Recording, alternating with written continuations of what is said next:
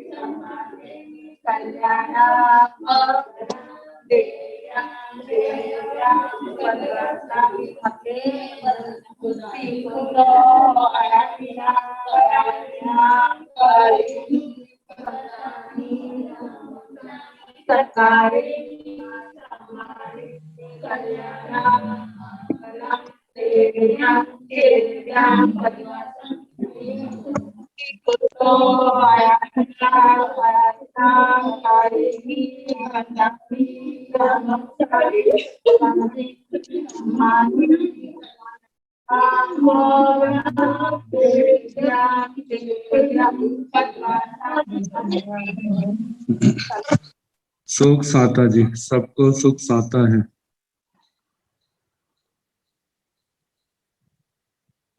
यह आगम वाचना निरंतर निर्बाध रूप से चलती रही, इस हेतु सभी तपस्वी अपना सहयोग दे रहे हैं और आज की तपस्या में सहयोग करने वाले वो हैं तप चक्रेश्वरी गुरुवर्या श्री विभा श्री जी महाराज साहब की सुशिष्या साध्वी डॉक्टर श्री आभा श्री जी महाराज साहब, जिनका आज 13 तक है।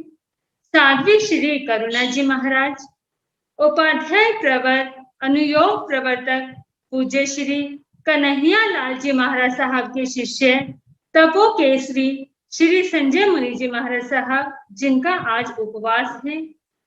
डॉक्टर श्री प्रतिभा श्री जी महाराज साहब की सुशिष्या साध्वी श्री आस्था श्री जी महाराज साहब, जिनका आज आयम्बिल तक है, और डॉक्टर श्री प्रतिभा श्री जी महाराज साहब की सुशिष्याएं साध्वी श्री श्रद्धा जी महाराज साहब, साध्वी श्री ऋषिता जी महाराज साहब, साध्वी श्री अनुज्ञा जी महाराज साहब एवं साध्वी श्री प्रणति जी महाराज साहब, जिनका की आज उपवास तक है। श्रमणी सूर्या उत्तर भारतीय प्रवर्तनी डॉक्टर श्री सरिता जी महाराज साहब की सुशिष्या घोर तपस्विनी श्री शुभा जी पिंकी जी महाराज साहब, जिनका कि आज उपवास है। आगम रसिका साध्वी श्री प्रेक्षा जी महाराज साहब की सुशिष्या युवा तपस्विनी साध्वी श्री जया ज्योति जी महाराज साहब, जिनका कि आज उपवास है। साधना के शिखर पूज्य श्री पुष्कर मुनि जी महाराज साहब की सुशिष्या श्री प्रियदर्शना जी महाराज साहब की सुशिष्या डॉक्टर श्री विचक्षण श्री जी महाराज साहब एवं श्री मोक्षदा जी महाराज साहब, जिनके भी आज उपवास तक है। हम सभी तपस्वियों की सुख साता पूछते हुए बार बार उनकी तपस्या की अनुमोदना करते हैं। आज इस होली पर्व पर हम सभी के प्रति शुभ मंगल कामना व्यक्त करते हैं कि आप सभी पर इस वीतरागता का रंग चढ़े। इस श्रद्धा रूपी पिचकारी से हमारी अंतर आत्मा में वो भी उसी प्रकार उन्हीं भावों में उत्तरोत्तर वृद्धि करती हुई रही और रतन त्रय का टीका लगा करके हम भी उपाध्याय श्री जी के समान उनके ज्ञान का वर्षण करते हुए अपनी आत्मा को भावित करते रहें। तो अब मैं आगम पुरुष आगम ज्ञाता पूज्य गुरुदेव श्री जितेंद्र मुनि जी महाराज साहब से करबद्ध निवेदन करती हूँ कि गुरुदेव पधारिए और अपने ज्ञान की इस वर्षा से हमारी अंतर आत्मा को वीतराग वाणी से हमें रंगित करते हुए जाएं। इन्हीं शब्दों के साथ पधारी गुरुदेव।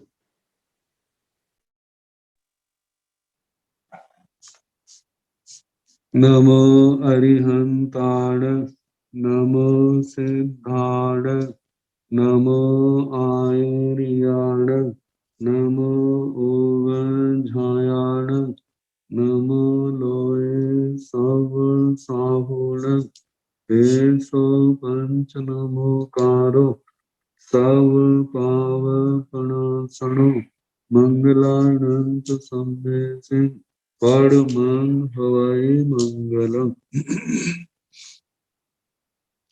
जिन शासन जिन वाणी सदा जयवंत हो, शमन संग सदा अविचल मंगल हो। मुक्ति को प्राप्त श्रमण भगवान महावीर स्वामी, उनकी परम पावन कल्याणी भागवती वाणी वाचक प्रमुख श्री इंद्र भूति गौतम आदि गणधर भगवत युग प्रधानाचार्य परम पूज्य श्री सुधर्मा स्वामी जी महाराज, उनकी परम पावन पाठ परंपरा वर्तमान आचार्य ध्यान योगी परम पूज्य श्री शिव मुनि जी महाराज एवं गुरुजन सबके पावन चरण सरोजों में मेरा अनंत अनंत बार वंदना नमस्कार। आगम परिषद में विराजमान वरिष्ठ मुनिराज, अन्य मुनिवृंद, परम आदरणीय भगवती स्वरूपा महासाध्विया जी, श्री नंदी सूत्र की वाचना चल रही है जो अब समाप्ति की ओर है। दृष्टिवाद का वर्णन सुना रहे थे, अब उसका उपसंहार। पांचों अंग परिक्रम, सूत्र, पूर्व, अनुयोग और चोलिका, पांचों का वर्णन सुनाया। अब दृष्टिवाद का उपसंहार है। दिट्ठी वायसण परिता वायण, संखेचा अणुओगदारा, संखेचा बेढ़ा, संखेजा सिलोगा, संखेचाओ परिवत्तियो, संखेचाओ निजुत्तियो, संखेचाओ संगहणियो, सेण अंगठ्याय वारसमे अंगे, एगे सूय खंदे, 14 पुब्बाई, संखेचा वत्थु, संखेचा चूल वत्थु, संखेचा पाहुड़ा, संखेचा पाहुड़ पाहुड़ा, संखेचाओ पाहुड़ियाओ, संखेचाओ पाहुड़ पाहुड़ियाओ, संखेचाई पय सहसाई पयगेण, संखेचा अक्षरा अनंता गमा अनंता पज्जवा परिता तसा अनंता थावरा, सासाई कड़ निबद्ध निकाया जिन पनत्ता भावा आघ विजंती पन्न विजंती परु विजंती दं सिजंती निधन सिजंती ओवदं सिजंती से एवं आया एवं नाया एवं विन्नाया एवं चरण करण परुगणा आघ विजति से तम दिट्ठी वाय। दिट्ठी वायसण परिता वायना।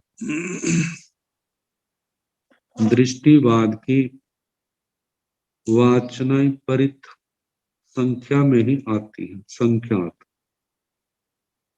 संखेजा अनुयोग द्वारा, इसके अनुयोग द्वार भी संख्यात है। ऐसे शब्द जिनके ऊपर अनुयोग शैली से व्याख्या की जाती है, ऐसे संख्यात अनुयोग द्वार। संखेजा बेढ़ा, संख्यात वेष्टक बेढ़ा उपजाति आर्य आदि छंद। संखेजा सिलोगा, संख्यात श्लोक। संखेजाओ परिवत्तियों, संख्यात प्रतिपत्तियां। संखेजाओ निजुक्तियों, संख्यात निर्युक्तियां। संखेजाओ संग्रहणियों, संख्यात संग्रहणी गाथाएं, संग्रहणी। सेण अंगठ्याय वारस में अंगे, ये दृष्टिवाद अंगों की दृष्टि से 12वां अंग है। एगे सूय खंडे, एक श्रुत स्कंद है। 14 पुपाई, इसमें 14 पूर्व है। संखेजा वस्तु, संख्यात वस्तु है। वस्तु का मतलब पूर्वों के अंदर महा अधिकार, जिनके अंदर ऐसे अधिकार जिनका विशाल रूप है, बहुत कुछ उनमें आता है।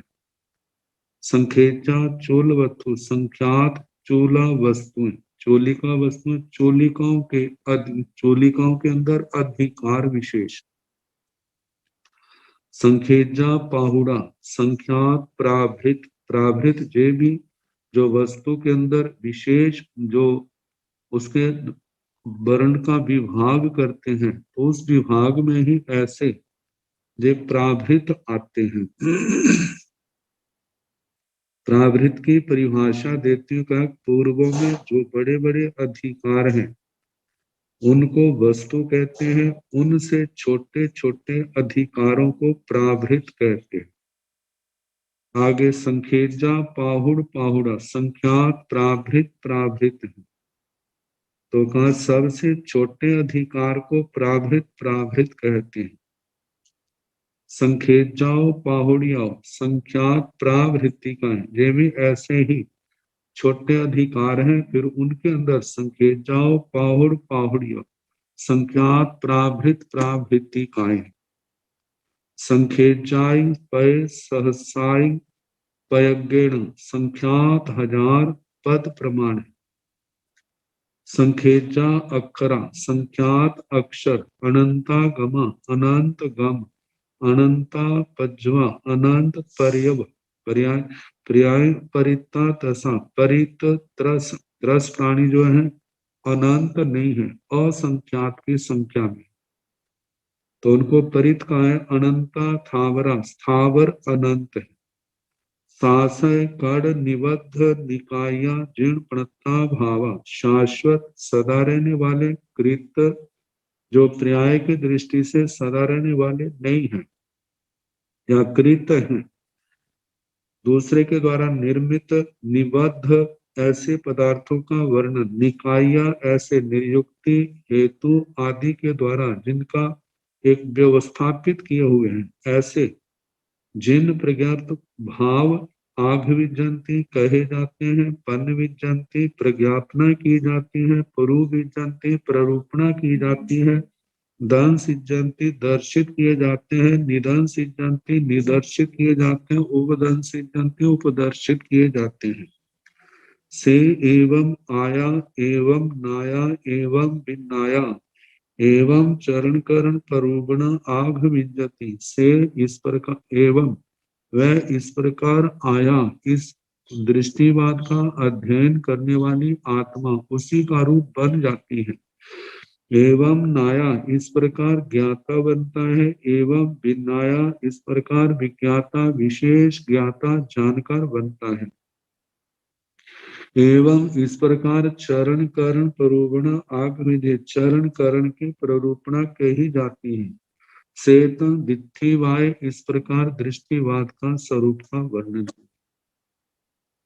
आगे द्वादशांग में संक्षिप्त अभिधेय इनका वर्णन किया है द्वादशांगी वाणी में। इच्छेयम्मि इच्छेयम्मि द्वाल संगे गणिपिड़गे अनंता भावा अनंता अभावा अनंता हेउ अनंता अहेउ अनंता कारण अनंता अकारण अनंता जीवा अनंता अजीवा अनंता भव सिद्धिया अनंता अभव सिद्धिया अनंता सिद्धा अनंता असिद्धा पणता भाव म भावा हेउ म हेउ कारण म कारणे चेव जीवा जीवा भव्य म भव्या सिद्धा असिद्धाय। इच्छेयम्मि द्वाल संगे इस प्रकार इस द्वादशांग गणि पिड़गे गणि पिटक में इस द्वादशांगी गणि पिटक जिन वाणी में अनंता भावा अनंत भाव पदार्थ अनंता अभावा अनंत अभाव पदार्थ अभाव पदार्थ अनंता हेउ अनंत हेतु अनंता अहेउ अनंत अहेतु अनंता कारण अनंत कारण अनंता अकारण अनंत अकारण अनंता जीवा अनंत जीव अनंता अजीवा अनंत अजीव अनंता भव सिद्धिया अनंत भव सिद्धिक जीव अनंता अभव सिद्धिया अनंत अभव सिद्धिक जीव अनंता सिद्धा अनंत सिद्ध अनंता असिद्धा पणता अनंत असिद्ध कहे हैं।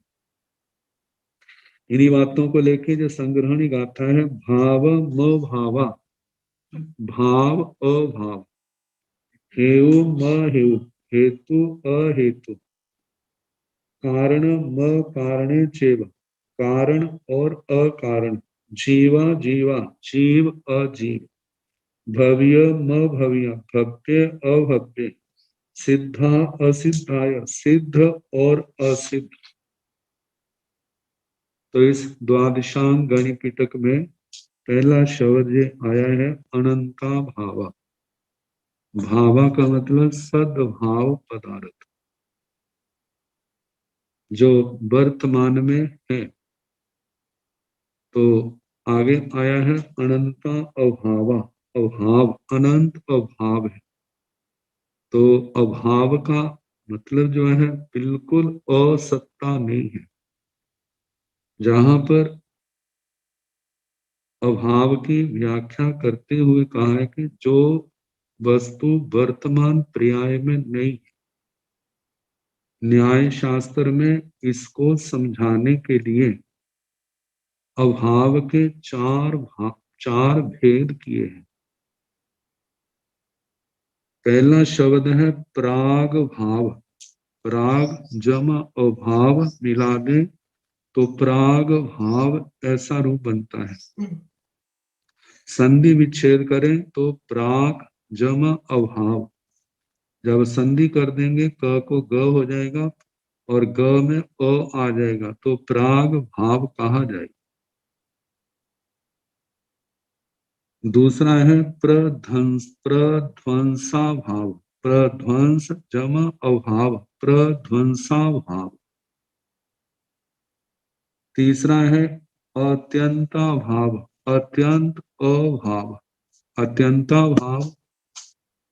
और चौथा है अन्योन्या भाव अन्य, अन्यो, अन्य अभाव मिलाकर के अन्योन्य भाव, ये चार प्रकार का अभाव कहा है। पहला है प्राग भाव। प्राग भाव मतलब जैसे घड़ा है, घड़ा तो हमारे सामने में है, लेकिन जब मिट्टी में था, जब घड़ा नहीं बना था, तो कहा जाता है मिट्टी के अंदर घड़ा बनने की योग्यता है, लेकिन उसके अंदर इस समय घड़े का अभाव है। लेकिन जब कलाकार, कुम्हार आदि अपनी मेहनत करेगा, वो मिट्टी अनेक पर्यायों के अंदर बदलती बदलती एक समय आएगा जो घड़े का रूप धारण करेगी, घड़े का रूप सामने आएगा। तो मिट्टी में घड़ा बनने की क्षमता है, लेकिन इस समय घड़े की पर्याय का अभाव है। तो जे पहला ऐसे जब मिट्टी कही, ऐसे सोना है, सोने का आभूषण है। तो जो आभूषण है उससे पूर्व जो सोने की अवस्था थी, उस समय उस आभूषण का अभाव है। इस बात को प्रकट करने के लिए प्राग भाव शब्द कहा है। दूसरा है प्रध्वंसा भाव, मतलब जैसे घड़ा था लेकिन अब उसको तोड़ दिया है, छोटे छोटे टुकड़ों में इस समय हमारे सामने है। तो वो जो छोटे छोटे टुकड़े हैं उनके अंदर घड़े को कहना है तो कहा प्रध्वंसा भाव है। मतलब अब वो है कि जो चीज थी वो नष्ट हो गई है, अब जो हमारे सामने है वो प्रध्वंस, केवल अवशेष मात्र रह गए। इस बात को प्रकट करने के लिए प्रध्वंसा भाव कहा। ये दो बातें आ गई, प्राग भाव, प्रध्वंसा भाव। दूसरा है, तीसरा है अत्यंता भाव, अत्यंत अभाव। जैसे जीव के अंदर जड़ता मतलब अजीव पने का अत्यंत अभाव है। जीव के अंदर चेतना है, चेतना का भाव है, लेकिन जड़ता का अभाव है, अत्यंता भाव। और जड़ पदार्थों के अंदर चेतना का अत्यंत अभाव है, वहां पर चेतना नहीं है, क्योंकि जीव का लक्षण है चेतना, संवेदना, ज्ञान, अनुभव। जे जीव में पाए जाते हैं, अजीव में नहीं। अजीव के अंदर इस चेतना का अत्यंत अभाव है। और जो अजीव पदार्थ है उसका अपना गुण जड़ता है।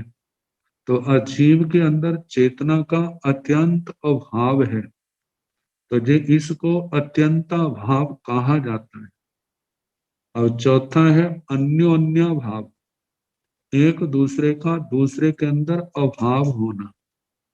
जैसे जीव के अंदर जड़ता का अभाव है और अजीव के अंदर चेतना का अभाव है, इस अभाव को अन्योन्य भाव कहा जाता है। तो ऐसे जो चार अभाव है वो दृष्टिवाद तो समुद्र है। समुद्र का भी क्या, एक एक पूरब भी समुद्र का रूप समुद्र भी, जिसके आगे हल्का पड़ जाए। तो कहा जाता है कि इसके अंदर अनंत भाव पदार्थों का वर्णन है और अनंत ऐसे अभाव पदार्थों का वर्णन है। अभाव पदार्थ, अभाव बिल्कुल उसका कोई अस्तित्व ही नहीं है, ऐसा नहीं। भाव तो है, लेकिन जिस पर्याय की हम कल्पना कर रहे हैं या जो पर्याय हमारे दिमाग में है, वो या तो अतीत हो चुकी है या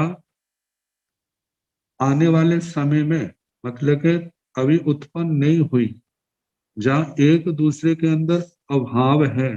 मतलब वो वस्तुएं तो हैं, लेकिन जिस स्थान पर हम देखना चाहते हैं वहां पर नहीं है। तो इस प्रकार ये अभाव पदार्थ जो है ये अनंत है। फिर आगे कहा है कि अनंता हेउ, अनंता हेउ, अनंत हेतु है और अनंत अहेतु है। हेतु का मतलब जो दूसरे का बोध कराता है। हीनोति इति हेतु, हीनोति गमयति बोधयति, जो दूसरे का बोध कराता है। कहते एक बोध तो प्रत्यक्ष है, एक बोध अनुमान के द्वारा होता है। अब जैसे व्यक्ति के सामने आग भी जल रही है, धुआं भी जल रहा है। अब आग को सिद्ध करने के लिए किसी को कोई प्रमाण देने की जरूरत नहीं है, क्योंकि वो सामने है। प्रमाण देने की वहां जरूरत पड़ती है जब वस्तु सामने नहीं होती। लेकिन एक व्यक्ति अपनी प्रज्ञा के द्वारा, अपने ज्ञान के द्वारा बताता है कि जहां पर ये है, और उसको बताने के लिए कोई ना कोई सूत्र तो उसको सामने रखना पड़ता है। तो न्याय शास्त्र में इसका दिया है कि जैसे पर्वत में दूर कहीं पर आग तो जल रही है, लेकिन वह दिखाई नहीं देती। जिस बात से अनुमान लगाया जा रहा है कि जहां पर आग है वह उसकी नजरों में है, और वो अन्वय व्याप्ति है कि जहां जहां पर ऐसे लक्षण पाए जाते हैं वहां पर अग्नि जरूर होती है। तो वो लक्षण जो है उसको दिखाई दे रहा है कि धूम शिखा, कि एक लगातार धुएं की शिखा जो है आकाश की ओर उड़ रही, आकाश की ओर बढ़ रही है। तो उस धूम शिखा को देख करके कहते हैं कि जहां पर आग भी है, क्योंकि धुआं जो है अग्नि के बिना नहीं होता। जहां जहां पर धुआं है वहां वहां पर अग्नि अवश्य है। तो जो अग्नि हमारे को नहीं दिखाई दे रही, अब उसका बोध कराने वाला वो हेतु है। वो हेतु क्या है? वह है धुआं। इसी प्रकार जब किसी के प्राण निकलते हैं, प्राण निकल गए हैं या नहीं निकल गए, आत्मा तो हमारी दृष्टि का विषय नहीं है। तो आत्मा इसके अंदर है, जो हम कैसे जानते हैं? डॉक्टरों के हिसाब से जो उसकी नब्ज देखेंगे, उसके सांस को देखेंगे, आगे बढ़े तो उसकी धड़कन को देखेंगे। जब ये लक्षण हमारे को प्राप्त होते हैं तो हम उसके जीवन की सत्ता के संबंध में कहते हैं अभी ये जीवित है। जब इन लक्षणों में से कोई भी लक्षण हमारी दृष्टि में नहीं आता, बिल्कुल निश्चेष्ट हो गया है, अंगों के जो जॉइंट जोड़ भाग हैं वो भी क्या हो गए? सख्त हो गए हैं। तो इन लक्षणों को देख के हम कहते हैं अब इसकी जो डेड बॉडी है, मृतक शरीर है, ये काल धर्म को प्राप्त हो चुका है। तो कहा जाता है ऐसे ही हेतु पदार्थ, जैसे देही का, इसमें भी हेतु जो है, जिनको हेतु जो है उसका बोध कराता है। जैसे पहले प्रकार पहले बता चुके हैं मति या आभिनिवोधि ज्ञान के प्रकरण से। जैसे शब्द से जाना जाता है, गंध से जाना जाता है, रस से जाना जाता है, स्पर्श आदि से जाना जाता है, कि जब जब कोई ऐसा कारण हमारे सामने आया लेकिन वो वस्तु हमारे सामने नहीं है, तो वो जिन कारणों से हम उसको जानते हैं वो क्या है? हेतु हैं। तो कहा जाता है पदार्थों को जानने के जो हेतु हैं वो भी क्या है? अनंत है। आगे दूसरा बताया है अनंता अहेतु, अनंत अहेतु, मतलब के अनंत हेतु। ये दूसरा है व्यतिरेक की दृष्टि से देखा जाता है। कोई वस्तु तो होती है लेकिन जो जिसको हम जानते हैं वो नहीं होती, और उसको बताने के लिए कोई कहता है जे वह है, तो जब जी कहते हैं वह है तो दूसरा कहता है जे वो नहीं है। क्यों? क्योंकि जिसके संबंध में तुम कह रहे हो उसके जे लक्षण पाए जाते हैं, ये लक्षण जहां पर दिखाई नहीं दे रहे, यदि वो लक्षण होते तो हम उसको स्वीकार कर लेते। तो इसलिए कहा जाता है ऐसे जो, मतलब कि उन हेतु वो वस्तुएं तो हैं लेकिन वो हेतु उस स्थान पर उस वस्तु में ना होने के कारण से वहां पर अहेतु, मतलब कि उसकी अनुपस्थिति के जो कारण है वो बताए जाते हैं। तो जैसे अनंत हेतु है ऐसे अहेतु भी अनंत हैं। आगे बताया है अनंता कारण, अनंता अकारण। अनंत कारण है, अनंत अकारण है। तो कहा जाता है कि जैसे कारण क्या है? कारण है जिसके कहा जाता है एक उपादान कारण होता है, एक निमित्त कारण होते हैं। तो उपादान कारण होता है मूल द्रव्य, और निमित्त कारण होते हैं कोई भी कार्य करना है उसके अंदर सहयोगी कारण। जैसे घड़े का उपादान कारण मिट्टी है, तो कहा कि मिट्टी है तो मिट्टी का ही दूसरा रूप वो घड़ा है, तो ये तो उपादान कारण है। लेकिन उस घड़े का निर्माण जिन जिन कारणों से होता है, जिनके सहयोग से होता है, उनको निमित्त कारण कहा जाता है। तो ऐसे जितने पदार्थ हैं, पदार्थ अनंत हैं, तो ऐसे कारण भी क्या है, अनंत है। जैसे किसी के जीवन में दुख है, सुख है, तो इस दुख और सुख का कारण क्या है, आत्मा के ही किए हुए पुण्य और पाप कर्म है।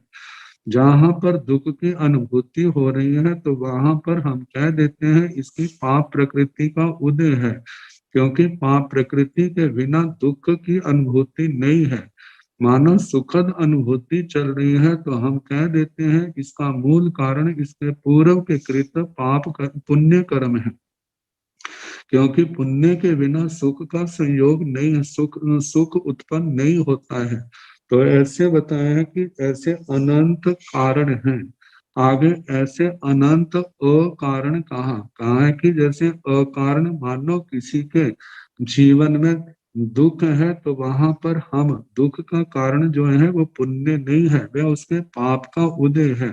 ऐसे जीवन में कितनी परिस्थितियां हो जाती हैं, और उनके यदि कोई कहे कि उसका विपरीत कहे, तो दूसरा कहने वाला कहता है कि जो आप कह रहे हैं ऐसा नहीं है, क्योंकि जो हमें देख रहा है और जो तुम बता रहे हो, इनमें आपस में विरोध बैठता है।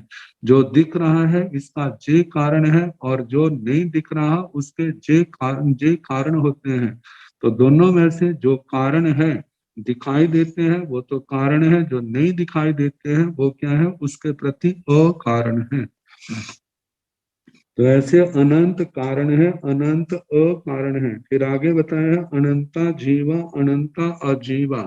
इस संसार, इस 14 राज्य लोक में जीवों की संख्या जो है वो अनंता अनंत जीव है।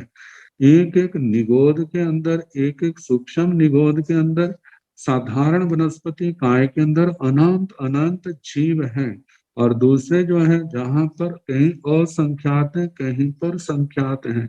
तो ये देखा जाए संख्यात का स्थान तो केवल गर्भज मनुष्य आते हैं, बाकी स्थान जो है संसारी जीवों के असंख्यात तक चले जाते, असंख्यात अनंत तक हैं। तो ऐसे जीव कितने हैं, अनंत हैं। और अजीव में अनंता अजीवा, अजीव पदार्थ भी कितने हैं, अनंत हैं। जैसे धर्मास्तिकाय, अधर्मास्तिकाय, आकाशास्तिकाय, ये तो संख्या में एक है, लेकिन काल जो है भूत भविष्य की अपेक्षा से अनंत है, वर्तमान की अपेक्षा से एक है। आगे जीव देखा जाए तो अनंता जीवा, जीव अनंत है। फिर उसके आगे जो पुद्गल आस्तिक काय के हैं, ऐसे पुद्गल क्या है, अनंत है। पुद्गल स्कंद जो है अनंत है। कहा जाता है कि एक परमाणु की वर्गणा, वो परमाणु अनंत है। द्विप्रदेशी स्कंद अनंत है, त्रिप्रदेशी स्कंद भी अनंत है, चार प्रदेशी स्कंद वो भी अनंत है। ऐसे 5, 6, 7, 8, 9, 10 संख्यात प्रदेशी, असंख्यात प्रदेशी, अनंत प्रदेशी स्कंद जो पुद्गल है वो अनंत है। इसलिए कहा जा रहा है कि अजीव जो है अनंत है। तो जीव अनंत कैसे है, श्री इंदर भूति गौतम स्वामी जी के प्रश्न पर भगवान महावीर स्वामी ने फरमाया कि अनंत ऐसे हैं जैसे असंख्यात नारकी हैं। असंख्यात भवनपति देव, भवनपतियों में असुर कुमार, नाग कुमार आदि 10 के नाम लिए, वो सारे असंख्यात असंख्यात हैं। पृथ्वी काय के जीव असंख्यात हैं, अप काय के जीव असंख्यात हैं, ऐसे तेजस काय, वायु काय के जीव भी असंख्यात हैं।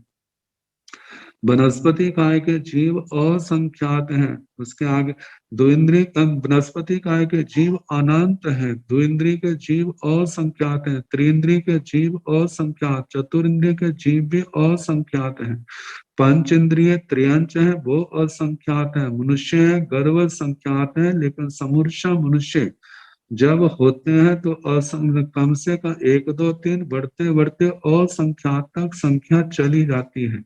बाण व्यंतर असंख्यात हैं, ज्योतिषी असंख्यात हैं, वैमानिक असंख्यात हैं, सिद्ध भगवान वो भी क्या है, अनंत है। तो इस प्रकार जीव क्या है, अनंत है। तो जहां बताया है जीव भी अनंत जीव है, अनंत अजीव है, अनंता भव सिद्धिया, अनंता अभव सिद्धिया।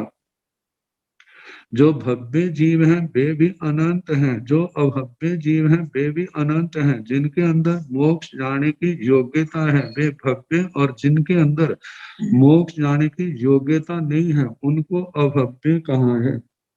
तो कहा कि अनंत भव्य जीव है, अनंत अभव्य जीव है। कहा जाता है कि 98वें बोल के अंदर बताया है कि 73वीं राशि जो है वह सूक्ष्म निगोद प्रियापत की है, और 74वीं राशि जो है वह अभव्य जीवों की है। तो कहा कि जितने सूक्ष्म निगोद हैं पर्यापत, उनसे अनंत गुणा अभाव सिद्धिक जीव है, और अभव्य जीवों से परिवाही प्रतिपाती सम्यक दृष्टि जीव, मतलब जो है तो मिथ्या दृष्टि लेकिन सम्यक्त से गिर चुके हैं, ऐसे जीव जो हैं वो अभव्यों से अनंत गुणा ज्यादा हैं।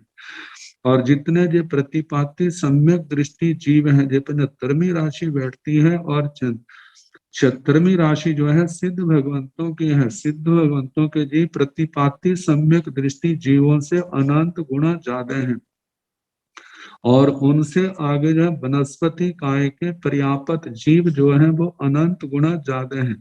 फिर वनस्पति काय, फिर उसके आगे वनस्पति काय के पर्यापत अनंत गुणा ज्यादा है। फिर एक इंद्रिय जो है वो पर्यापत और विशेषाधिक है। फिर वनस्पति काय जो है अपर्यापत असंख्यात गुणा ज्यादा आती है। समुच्चय वनस्पति जो बादर है वो विशेषाधिक आती है। ऐसे करते करते असंख्यात की आगे राशि बढ़ती जाती है। असंख्यात की एक बार, फिर उसके बाद जो है संख्या विशेषाधिक विशेषाधिक करके।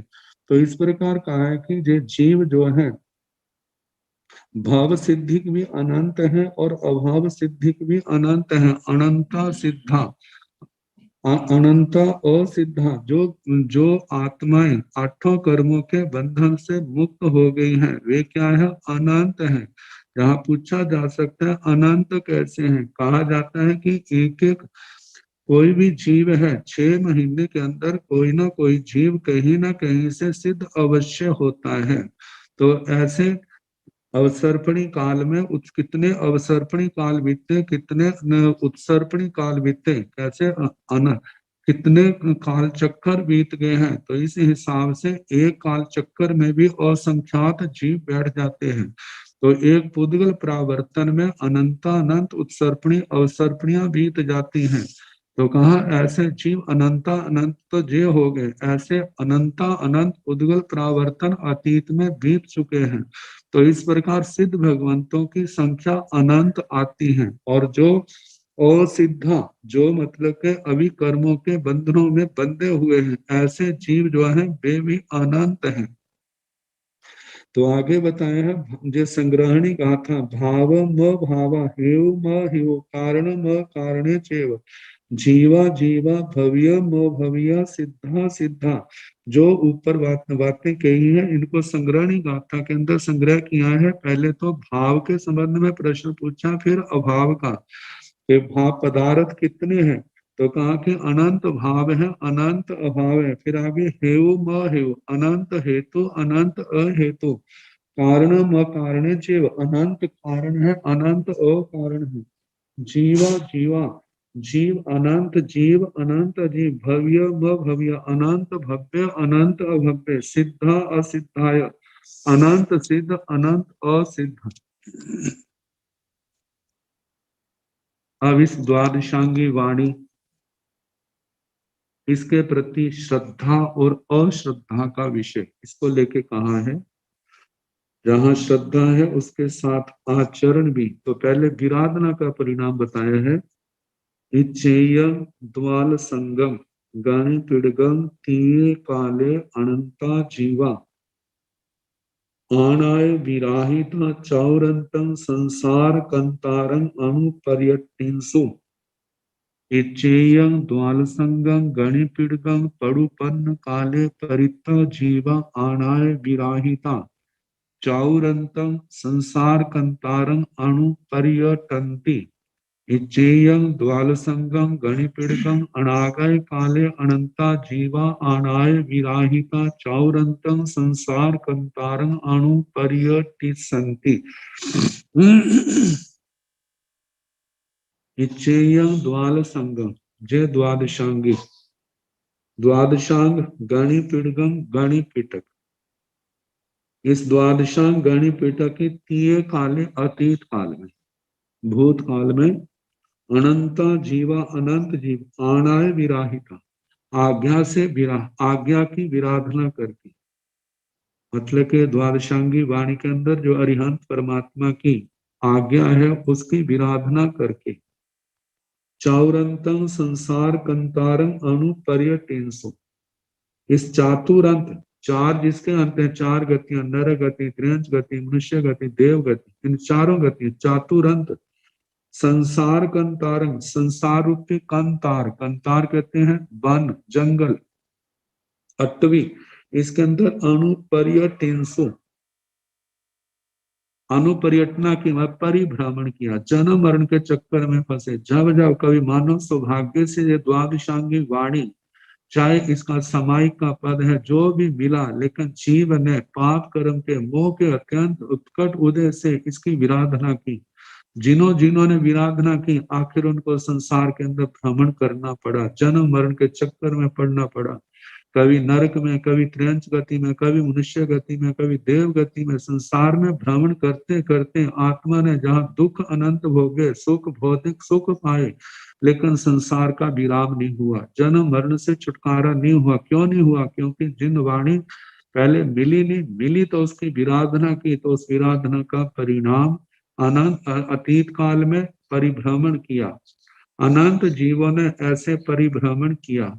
आगे वर्तमान काल में इच्चेयं द्वालसंगम गणिपीड़गम पड़ुपन्न काले परिता जीवा आनाय विराहिता चौरंतं संसार कंतारं अणु पर्यटन्ति, इस द्वादशांग गणिपीठक की वर्तमान काल में परित जीव, क्योंकि चाहे कितने भी जीव हो, ताई द्वीप की अपेक्षा से 15 कर्म भूमियों में भरत, इरावत, महाविदय के अंदर, एक एक महाविदय के अंदर 32 विजय, जहां जहां अपना जिन शासन का जो धर्म तीर्थ है, भव्य जीव जो है, जिन वाणी सुनते हैं, और सुनने वालों में कितने जीव है, जो भी जीव है वो संख्या के अंदर ही है, तो इसलिए कहा जाता है परित जीव। वर्तमान काल में इस द्वादशांगी वाणी की आज्ञा का आनाय विराहिता चौरंतन संसार कंतारं अणु पर्यटन्ति, इस आज्ञा की विराधना करके चातुरं संसार कंतार में परिभ्रमण करते हैं।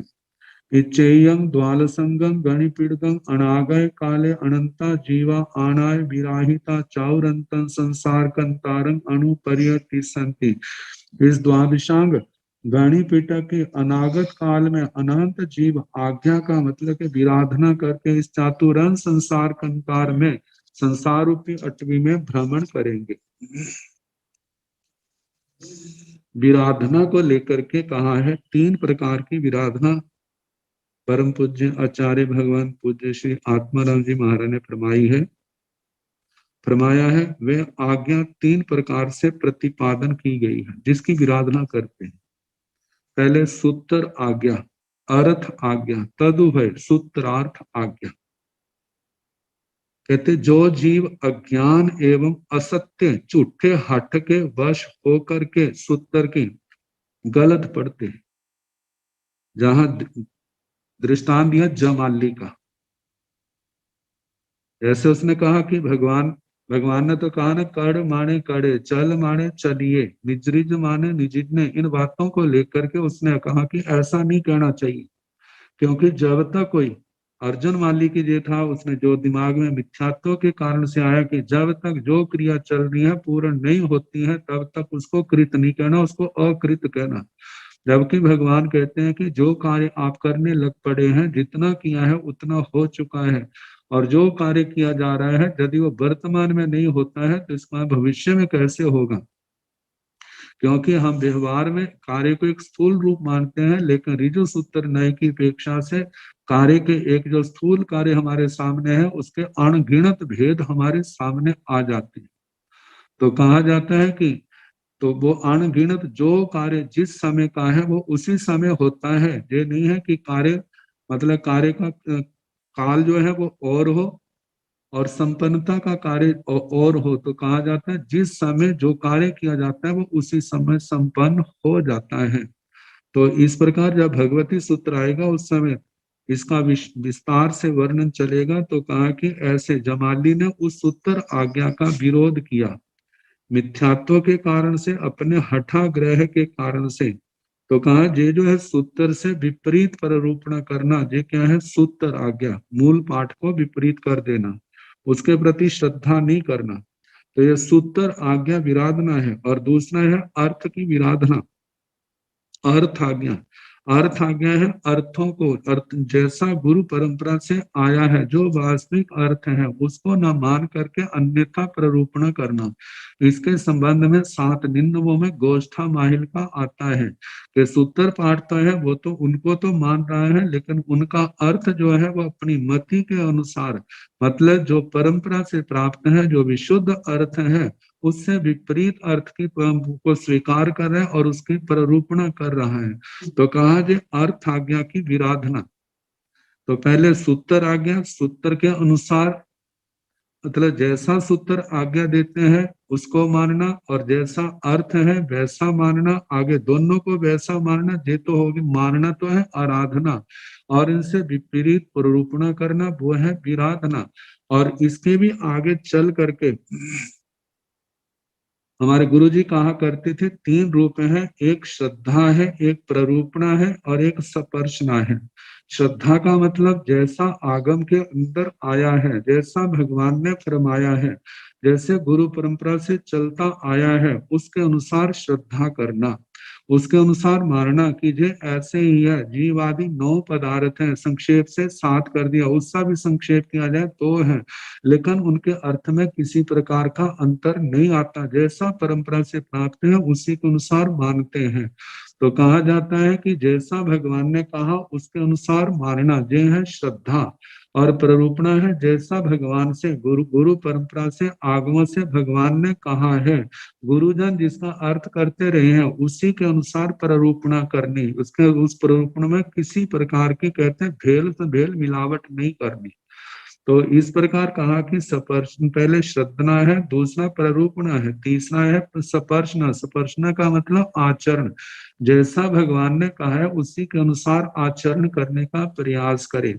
तो कहा जाता है कि अपनी श्रद्धा में, प्ररूपणा में पहले किसी प्रकार का अंतर नहीं होना चाहिए।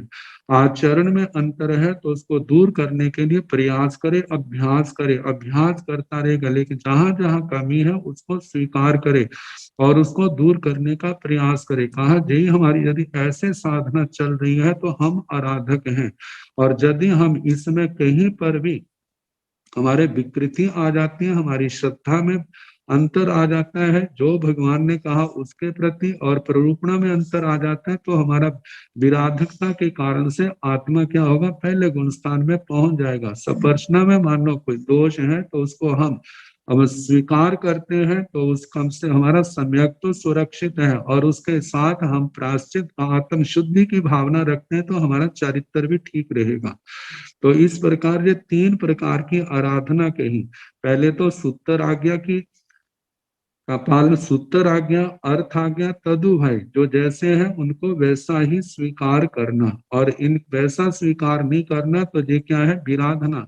सूत्र की आज्ञा की विराधना करना, अर्थ की विराधना करना और दोनों की विराधना करना। और दूसरी पेक्षा से जो कहा कि जैसा है उसके पहले श्रद्धा है, फिर उसके बाद प्ररूपण है, उसके बाद आचरण है।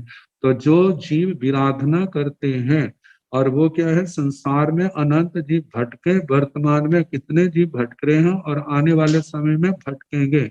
अब इसके साथ आराधना का फल क्या है?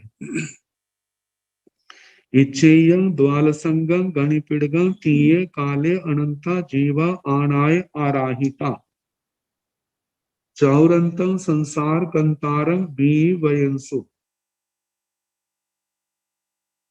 इच्छेयं द्वालसंगं गणिपीडगं पड़ुपन्न काले परित्ता जीवा आनाय अराहिता चौरंतं संसार कंतारं बीवयंती।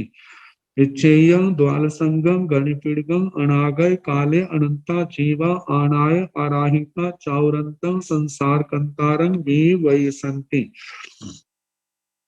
इच्छेय द्वालसंगम गणिपीडगम, जे जो द्वादशा गणिपीडक है, तीय काले अतीत काल में अनंता जीवा अनंत जीव आनाय आराहिता आज्ञा से आराधना करके चौरंतन संसार कंतारंग भी वयंसो, इस चातुरन संसार रूपी विहार महा अटवी को पार कर गए। इच्छेयं द्वालसंगम गणिपीडगम परुपन्न काले परिता जीवा आनाय अराहिता चौरंतन संसार कंतारंग भी वयंती, इस द्वादशांग गणिपीडक की वर्तमान काल में परित जीव आज्ञा से आराधना करके चातुरन संसार कंतार को पार करते हैं। इच्छेयं द्वालसंगम गणिपीडगम अनागय काले, इस द्वादशांग गणिपीडक अनागत काल में अनंता जीवा आनाय अराहिता, अनंत जीव आज्ञा से आराधना करके चौरंतं संसार कंतारं भी वही संति, चातुरन संसार कंतार को, इस संसार रूपी अटवी को पार कर जाएंगे। इच्छेयं द्वालसंगम गणिपीडगम न क्याई नासी न क्याई न भवई न क्याई न भविष्यई भूविंग च भवय भविष्य ध्रुवे नियय सासाय अक्षय अव्यय अवठीय निश्चय से जहाँ नामाय पंचथी काय न क्याई नासी न क्याई नथी न क्याई न भविष्य भूविंग च भवय भविष्य ध्रुवे नियय सासाय अक्षय अव्यय अवठीय निश्चय एवामेव द्वालसंगे गणिपीडगे न क्याई नासी न क्याई नथी न क्याई न भविष्य भूविंग च भवय भविष्य ध्रुवे नियय सासाय अक्षय अव्यय अवठीय निश्चय से समासो चौमीह पणते तंजह दब्बो खित्तो कालो भावो तत् दब्बोण सूय नानी उव उत्ते सब दब्बाई जानाई पासाई खित्तोण सूय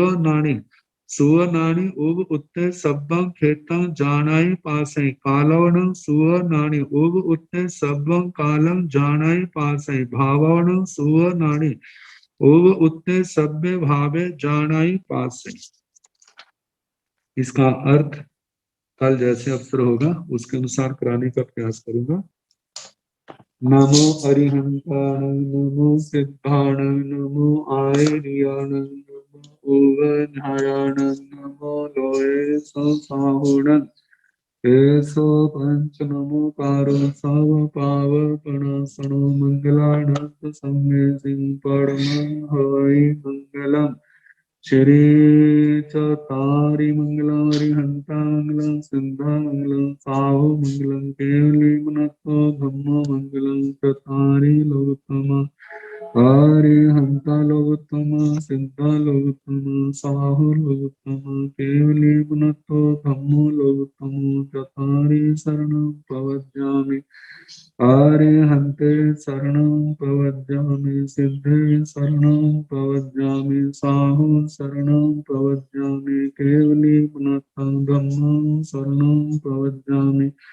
चार शरण सुख करने दुख करने मंगल करने और शरण नहीं कोई जो भव प्राणी आश्रय अक्षय अमर सबको